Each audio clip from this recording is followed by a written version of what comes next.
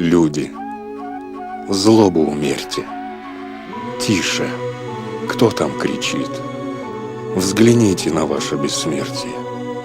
В счастье свое поверьте. Здесь малый ребенок спит. Тише, пусть смолкнет злая ненависть, гром беды.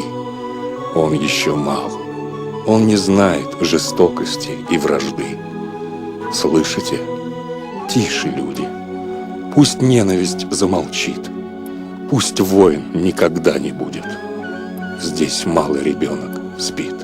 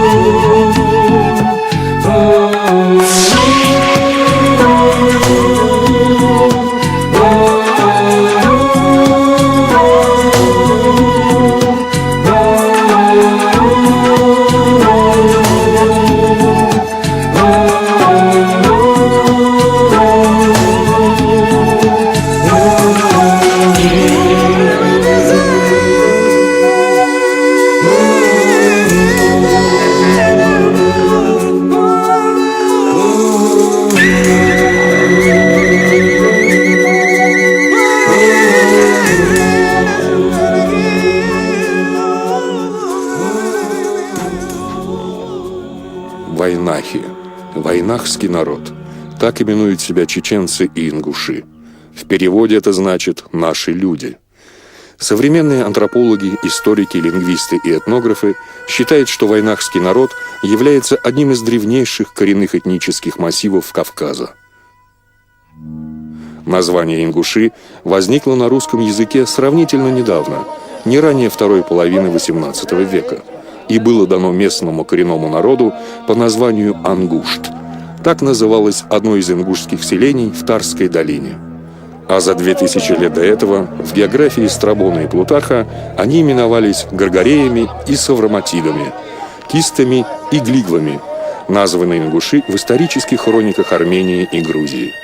Но сами ингуши зовут свой народ Галгай по имени горной долины в верховьях реки Ассы, откуда и ведут свою историю.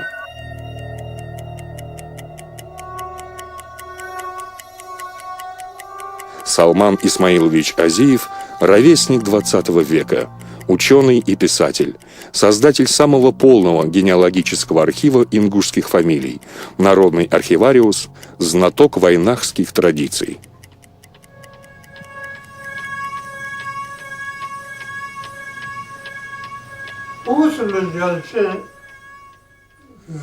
Среди других народов ингушский народ немногочислен.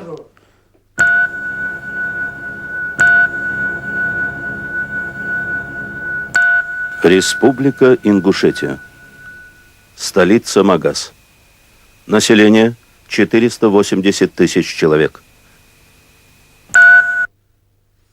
Однако у ингушей сохранены некоторые качества, которые могут служить полезным примером для других. Среди этих черт такие, как почитание старших, почитание гостя, стремление к благородству в мыслях и поступках, радушие, сплоченность.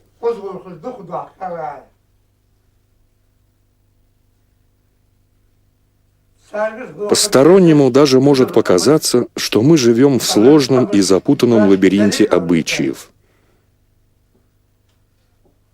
Но у каждого ингуша есть немеркнущий ориентир. Это его предки, отцы. Каждый человек должен хорошо знать своих предков, а значит и свой род. Только это знание дает ему силу и волю жить.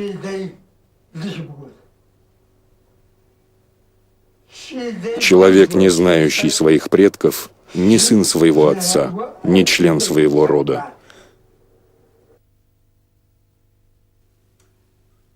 Знание жизни многих поколений родной семьи указывает ему жизненный путь. Он обязан им своей жизнью на земле и обязан поддерживать их славные обычаи и дела.